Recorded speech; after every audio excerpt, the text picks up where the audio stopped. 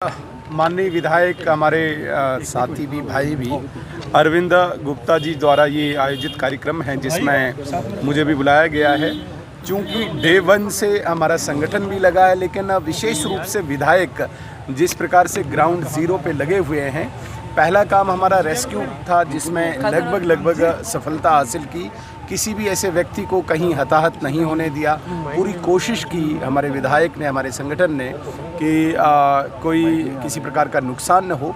Second step में अभी relief आता है जिसमें मुझे लगता है कि सबसे आगे हमारे अरविंद गुप्ता जी हैं, लगे हैं, दिन रात काम कर रहे हैं। और आज इन्होंने ही एक रिलीफ के माध्यम से लोगों तक एक सेवा का पहुंचाने का कार्य मुझसे कराने का वो जो यहाँ पे रखा है।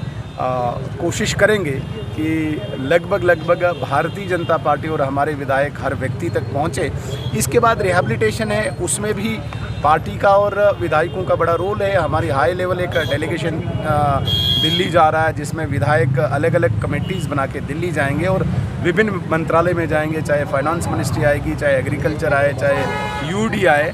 सब लोगों से रिहैबिलिटेशन, रिकन्स्ट्रक्शन, रेस्टोरेशन के लिए गुहार लगाएंगे ताकि जम्मू कश्मीर में जो नुकसान हुआ है उसकी भरपाई हो। सर 209 करोड़ की बात करें तो लगता है जो त्रासदी जम्मू संभाग में हुई है 209 करोड़ से वो त्रासदी जो है वो पूरी हो जाएगी। बहुत सारे लोगों को थोड़ा सा कन्फ्यूजन है, वो कन्फ्यूजन मैं आपके माध्यम से क्लियर करना चाहता हूँ। 209 करोड़ और पैकेज ये दो डिफरेंट चीज़ें हैं। 209 करोड़ जो सेंट्रल शेयर आया है वो इमीडिएट रेस्टोरेशन के लिए आया है।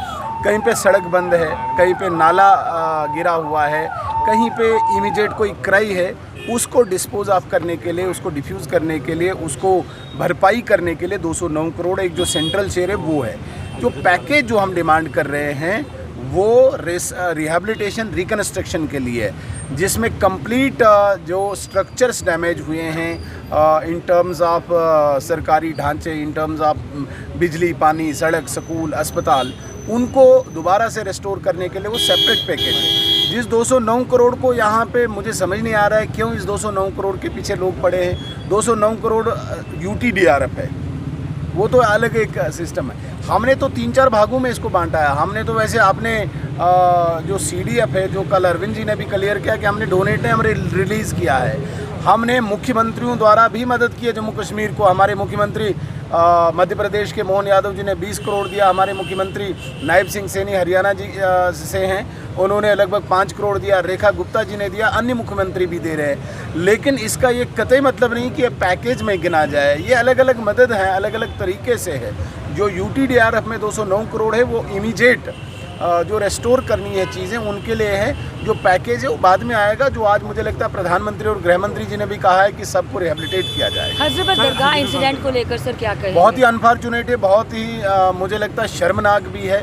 नेशनल एम्बलम जो इंडियन सॉवरेंटी, इंटीग्रिटी और यूनिटी का प्रतीक है, उस पर हमला बोलना ये सिडिशियस एक्ट है, ये वेजिंग वार अगेंस्ट कंट्री है। जो भारत की अस्मिता, भारत के अस्तित्व का प्रतीक है, भारत की धरोहर का प्रतीक है, उसको निशाना बनाना ये गिरी हुई नीच मानसिकता को प्रकट करता है जो कल वहाँ पे दर्शाई गई है।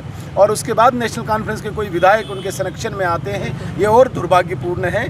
मैं नेशनल कॉन्फ्रेंस को भी सेमी एंटी नेशनल जमात मानता हूँ। उन्होंने भी अलगाववाद को बढ़ावा दिया और कल जिस प्रकार से ये एंटी नेशनल एक्टिविटी हुई है जिस पे सख्त कार्रवाई होनी चाहिए, उसके संरक्षण में नेशनल कॉन्फ्रेंस का आना ये स्पष्ट करता है कि वो देश हित में कभी कोई बात नहीं करेंगे। ये बड़ा दुर्भाग्यपूर्ण है।